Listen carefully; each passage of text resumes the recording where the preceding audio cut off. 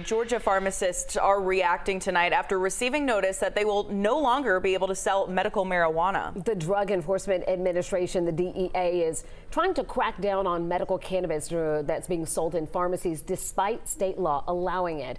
11 Alive's Paula Suro has the details. Just doesn't make any sense to me that people can go to a dispensary and not to a pharmacy. Okay, and we would be buying it from the same growers. Ira Katz with Little 5 Points Pharmacy, along with others, lobbied for the sale of medical cannabis in pharmacies across the state. It worked, and Georgia became the first state to allow it. Now, this letter he received from the DEA's Diversion Control Division says pharmacies selling medical cannabis would be breaking federal law, as cannabis is classified as a Schedule I drug.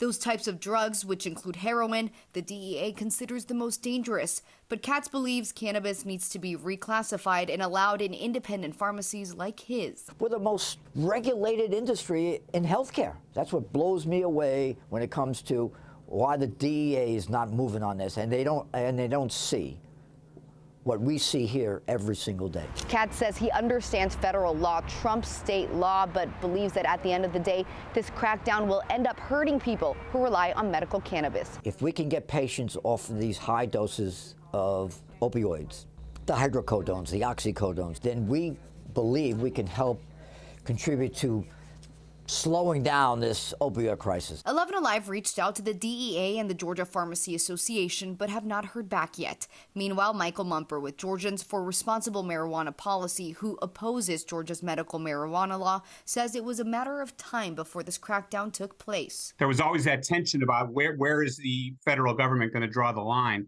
I think they just pushed the DEA to a certain point. It's now up to the state to respond. Paula Suro, 11 Alive News.